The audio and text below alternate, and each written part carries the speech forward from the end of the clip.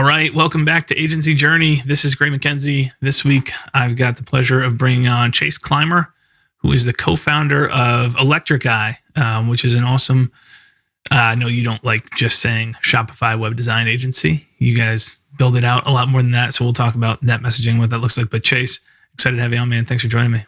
Yeah, thanks for having me. It's funny, though. Our clients would refer to us as a Shopify agency. 100%. So it's our problem, not theirs. Right. Yeah, the language that you want to use internally versus externally, like people know us as the ClickUp guys. And we're like, well, we're like, we do a lot more than just ClickUp, and ClickUp by itself doesn't solve your problems. But yeah, that's fine. Think of us however you need to think of us, as long as that gets you through the door and we get a chance to impact your business. I think of ClickUp, you'd probably think of Shopify maybe the same way. ClickUp's like the Trojan horse in our business model. It's why a lot of people come to us. But what they're really looking for is the result. There's a result that they're looking for at the end of the day. And I assume Shopify is the same thing in your business, right? Yeah, Shopify is just a tool. Solving the problem takes strategy. Yeah. You've been, the agency's 6 years old. Is that right? 6 or 7 years old? 5 or 6. I'm really bad at keeping track of time. That's all right. I have to. I know I looked it up at one point, and then I don't have, I forgot to pull up my notes here. So I'll grab those. But it's definitely our anniversary month, though. I know that we filed to be a real business in October. Nice. Well, happy birthday to the business. You were a freelancer for years before that, though, right? Yeah. Once upon a time, I was in a punk rock band, and that did not pay the bills. So I was freelancing the whole time while I was touring the country with the band. Dabbled in this, dabbled in that, cut my teeth, learned a lot of stuff, figured out what I liked to do, what I didn't like to do. And then when the band broke up, that was actually right around the same time that my business partner left his previous job, and he started freelancing and making every mistake under the sun. So I was giving him general advice on like, don't do this, position things, just do this stuff. And through that, he kind of like introduced me to Shopify, and then we started to tag team some Shopify projects together. And next thing you know, we had an agency because it was just easier to have a unified front when dealing with clients and like billing and all that jazz than, two weirdos with 2 email addresses. Right. It was just a lot easier to have a standardized title at that point. Yeah. I'm curious about the background. I'm going to come back to it in a second. But first, can you give us the quick profile on Electric Eye right now in terms of team size in this Shopify? Are you purely doing website projects? So team size right now, I would say 10 employees, full-time equivalent would be my rough guess. Got a bunch of assistants and contractors that help in the background, 6 full-time that are like on the core team. But the way I would position it as an e-commerce growth agency, the way our clients see us as Shopify experts. And it's just, that's the funny thing. That's why you need to do client interviews. What everyone needs to take away from this is ask your clients how they perceive you. And then that gives you all the copy in the world that you need for your marketing. But what we do, there's 2 sides of the business. There's the design development side, which is a pure optimization play, like conversion rate optimization, best practices. We're looking to increase average order value as well. And then make sure that you have all of the kind of like correct apps and marketing automation in place on your Shopify store. So like you're set up for success there. And then the other side of the business is more traditional like paid media. So and marketing. So it's Facebook, Google, a lot of Pinterest as well. Just you spend money to get more eyes on stuff, and then also retention marketing. So email and SMS. Funny thing about that is purely Klaviyo as well. So we are very technology like specific at times because it just makes it more efficient and less SOPs for everyone to update. But on the website design and development side, a prerequisite to be a client at our agency is you either need to be on Shopify or the project is migrating you to Shopify. Right. Yeah, there's a lot of similarities there between what you guys are doing and what we're doing. On the in terms of where you fit in the agency right now, because I don't think your background wasn't just in web development, right? No, I was definitely more of a marketing strategist. When we first started the agency, what I was doing for clients is I was like running the Facebook ads and like architecting the funnels. That's like what I was doing at the start. Yeah, that makes sense. And then, so what does it look like in the day-to-day now at the agency? Yeah. So early on, I had coffee with a gentleman here in Columbus, Ohio, who had sold his agency like 3 times. Like sold it once to a bigger company, got put in for his earnout, sold it again to a bigger company, renewed his earnout, and like so he knew what he's talking about. And he basically said he was like, what's the split of your time trying to win new business and do sales versus executing for your clients? And I was like, probably like 30% sales, 70% client execution. He said, if you don't flip that tomorrow, you're going out of business. And so we took that to heart. I quickly got almost everything off my plate that I was doing, trained another team member to take over my like kind of client responsibilities. And that was when I transitioned solely into the role that I kind of occupy for right now. And we're going to be hiring to fill. So if anyone listening to this likes what we're doing, please reach out. So we're going to be looking. So basically what I do these days is I'm kind of the face of the brand of the agency. And so I do all the content. I do all the the big picture marketing stuff is me. I have team members help me out with some of the smaller stuff. So de facto CMO, and then more like tactical stuff is like I am business development, I am partnerships, and I am sales. So those are like what I'm doing. So it's all the attracted and the sell side of the agency model is what is in my to-do list now. But we're looking to kind of grow the team and get some of that stuff off my plate currently. That's Andrew, my business partner, and I've gone through a similar transition where I've taken over the front of the business, which is unfortunate for our business because I'm definitely he's the better looking of the pair. He should be the face of the business, and he leads the client strategy and client success team. Early on, and just throughout an agency, like once you have to get a little earlier on, it's kind of all hands on deck. Like let's get things done. When you add a new team member, you have to reevaluate swim lanes every time. And so now we've got, 7 people full time, and the swim lanes are very specific. And basically what a swim lane is like, what do you do? What is your role supposed to do? And what is your role not supposed to do? And making sure that you aren't doing things you shouldn't be doing, which everyone wants to be helpful, and that's perfectly fine. But if you're being helpful, too helpful and not getting your core job function done, that is actually not a good thing. Right. Outside of, so you mentioned kind of the marketing, the content that you're producing, partnerships, and then sales. So if we dig into what that looks like for you right now, obviously on the marketing side, you run a podcast. I think, is it weekly? Honest Ecommerce? Yeah, we publish an episode every week. During the pandemic, we went to twice a week just because it was the only thing we could control. Yeah. And then actually, as a result of the pandemic, we actually invested more in the podcast and went to a video format as well and really doubled down on what we were doing there. So when we kind of figured all that stuff out for the bonus episodes, we just merged it back together, and it's back to weekly. Makes sense. Do you guys produce that all in-house? Or using a I use contractors to help produce it, but it's the whole SOP and all that stuff is in house. I was lucky to have a acquaintance in the industry basically hand me his SOP and says this is how we do it. Yep, that makes sense. And then on the content side, what other are you doing? Like a weekly newsletter? So we used to do a lot more content. This is actually that was a great question. So we used to do a video, a video, a blog post, a podcast, and all that would end up in the newsletter every week. And then we did like an inventory of like impact inventory type analysis, and we took a look at everything, and we just went like, the best content is obviously the podcast. And so we just stopped doing everything else. And it was just like, we're doubling down on the podcast, 80-20 rule, like just ignored everything else. And so we went all in on the podcast. That's really cool. What, if you break down, feel free to share as much as you want to here. But in terms of bucket, or be as vague as you want to as well, in terms of buckets of where revenue comes from, the percentage that comes from partnerships versus content marketing versus, however else, I would assume referrals are probably a big channel for you as well. Working with agencies, what does that look like?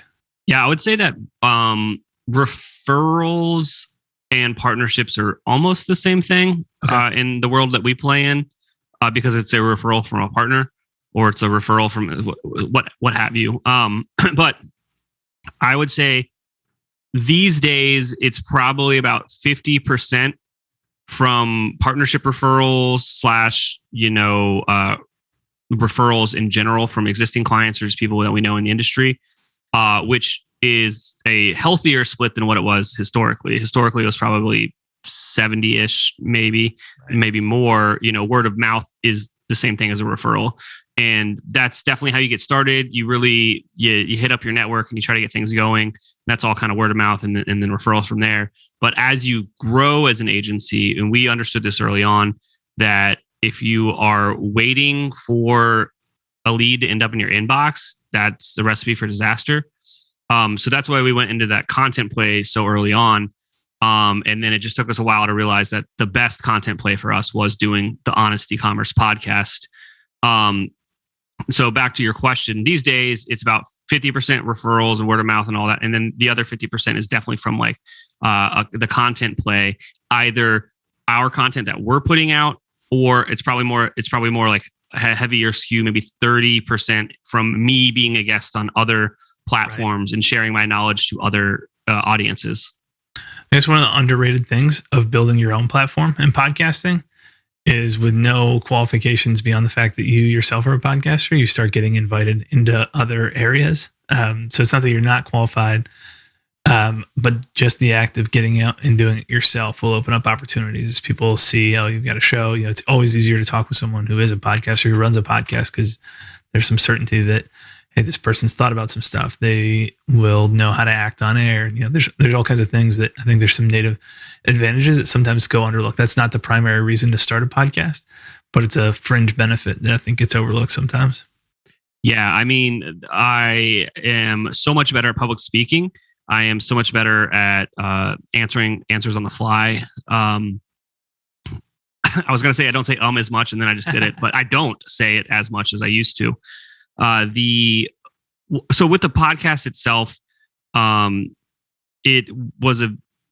I started it over 3 years ago. And so I've gotten so much better at all this stuff. And through that, our quality has gotten better, our guests have gotten better, and our reach has actually gotten better.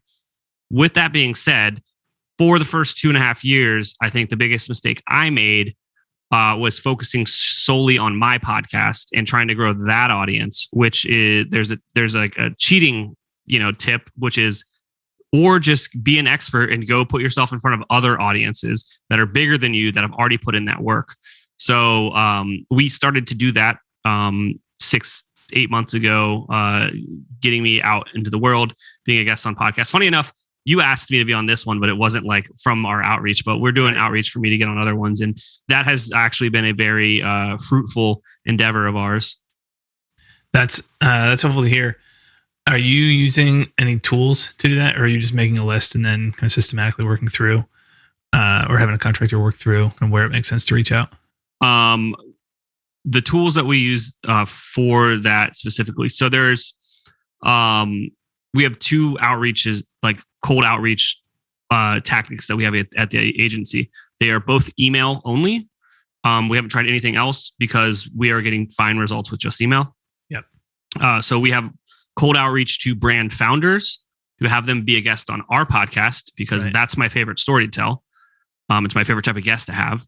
So we built that one out. So we use GMass for our drip flows. And then we use, historically, Nikki would just kind of like bounce around on the internet. She'd like do a lot of stuff on Instagram and just find brands that she, we have like a checklist of what we're looking for, but like that at a certain point, she just kind of knew what she was looking for. And she was doing it a little bit more manually. And then we actually invested in a subscription to storeleads.net. And then I really pruned down what I was looking for in there, and I exported a bunch of stores. So we've got stores for days, but that's so let me talk about that. So you can export, you can get these data lists from all these different sources for whatever the heck you want online, whatever your niche is. That's cool. But you still need to have a human clean it up afterwards, or it's going to be garbage results. So Nikki now doesn't have to source ideas for this, but she still takes them. She still double checks everything, makes sure that everything makes sense, and then like adds it to a different list that is actually going to start doing all the automation stuff. And I think we send about 50 emails a week to new brands to try to get them on the podcast. And then the other outreach is to other podcasts. And the way that I found that information was through a service called Listen Notes. Paid for that to export the data that I wanted in certain topics. Again, she cleans it up, makes sure that, it's still a podcast. That's like people just say it and then they go away. But that one actually had to lower it down. I think we only send like 25 a week because I was getting such a good response rate because people are like, I've heard of that guy. Of course he can be on the podcast. And I'm like, I can't do 12 podcasts in 1 week. I need to calm things down. Yep. That makes sense. I think that's Listen Notes is a good tip for folks. We haven't had him on yet. I need to have on Andy Cabasso, who is building a company called Postaga. And part of what they do is outreach and searching. And one of the ways that he's built that brand is through cold outreach to podcasts as well. So I read a book. So, when I'm assuming everyone listening to this has an agency, right? That's like all you guys do over there. But and I'm sure you get these ads too, is like, everyone's like, buy my $8 book about how I built $1 billion. I buy all of those books because I like to see how the funnels work to reverse engineer them. I never like go the next step with some of those coaches because sometimes they're just a little too gimmicky. But I do sit down and read the books because they're easy reads. You can knock it out in an hour because it's like, it looks like it's thick, but it's a huge font and a bunch of pictures. Right. But I read one of those the other day. Hold on. I think I gave it to my business partner. I can't remember what it was.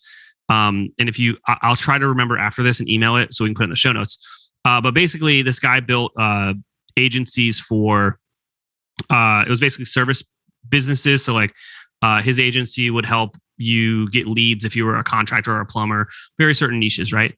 But in that book, my biggest key takeaway there was just like, cold outreach sucks, but you have to do it. And here are playbooks on how to do it. So that's when I really went in on the cold outreach on email, which was just in the last year of the agency. So Josh Nelson, 7-figure agency. Yeah, that was it. Yeah. That's awesome. Josh is awesome. He's got a great community. I think they're on our website right now. We're working with them as well. Small world, isn't it? It is. But the book was a interesting read. If you had a service, like a business that helped service businesses like that, it's a fantastic read for you. Yeah. But yeah, my key takeaway from that was like, you have to have the systems to every business. Well, here's like where this leads into the systems that you should have for acquisition to trying to get new customers.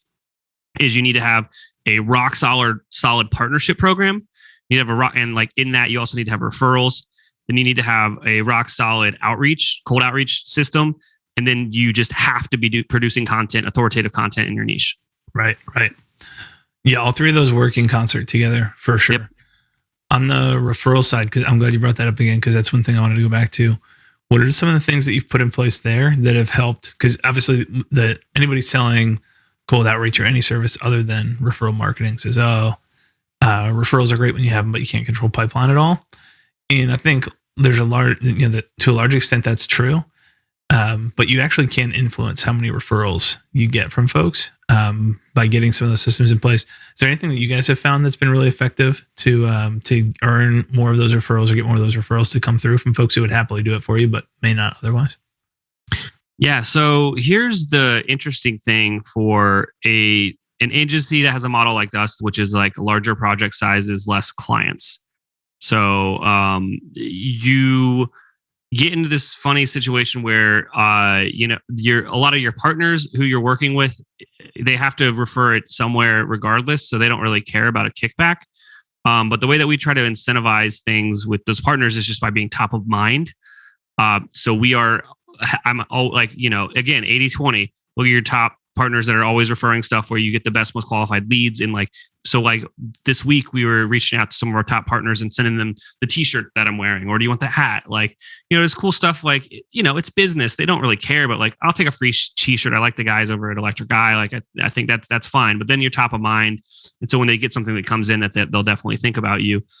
With our clients, what I've found, and there's some data to back this up, 10% of the deal size or just cash in general isn't actually much of a motivator for a lot of people, especially when you're talking about their livelihood and referring friends to acquaintances that they have in the world to working with your business. But what things that do work are, bonuses back to the client for referring, hey, if you give them a kickback that's, tangible for them to use in their business. Be like, hey, if you do that, we'll do this sort of like mini project for anyone that wants to send something back, or we'll make a donation to your charity, a charity of your course. Or something that I read that was great was actually having it be like a physical, tangible product that's like interesting, like iPads and phones. You see that all the time, to try to just incentivize people. But we just get kind of creative, 2-3 times a year, and just reach out to our clients asking for referrals, and just have some sort of creative offer in there to see what happens. That's cool. That piece, someone who did this well. Speaking of podcast production, I've given him a shout out a number of times on the podcast, but Jeremy Wise and the crew at Rise 25. If we got somebody who's looking at starting a podcast and they don't want to do it in-house and they want to work with somebody else, Jeremy's one of the folks who will send people to.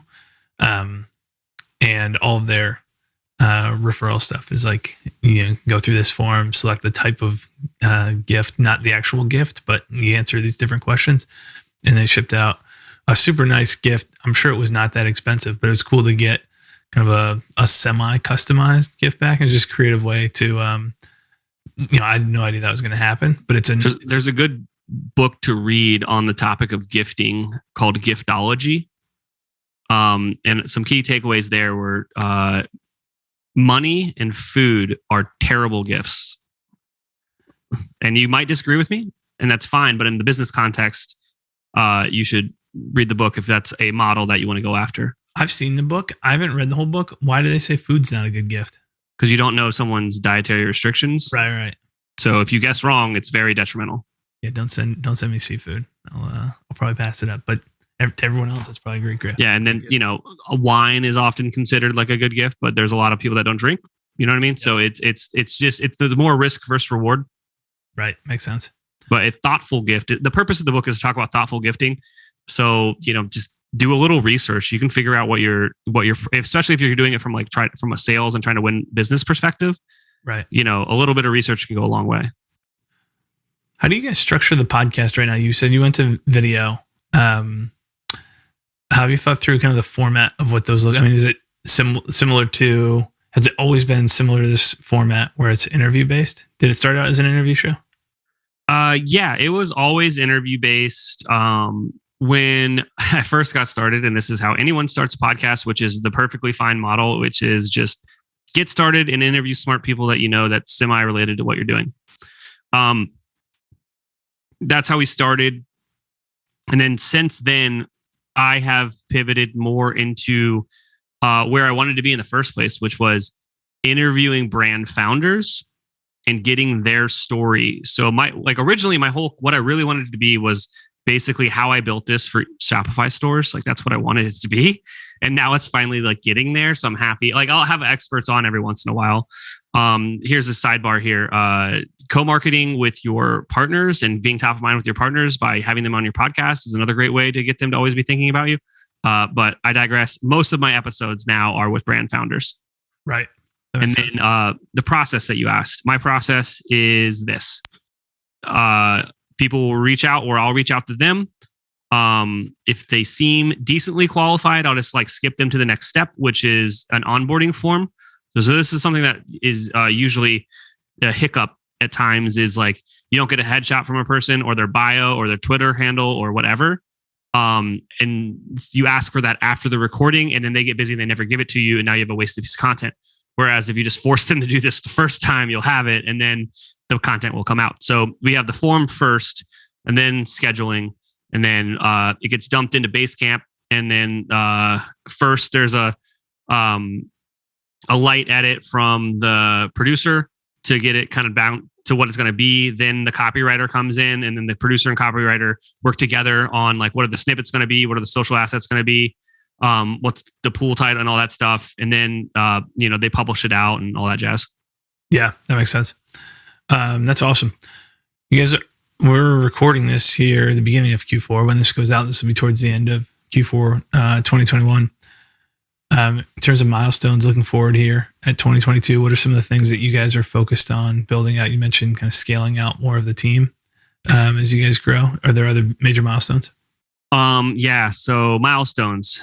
So there's been two things that I've talked about on podcasts like this one or any other podcast I've been guesting on over the last year. that are now lies. So I'll clear the air on this show.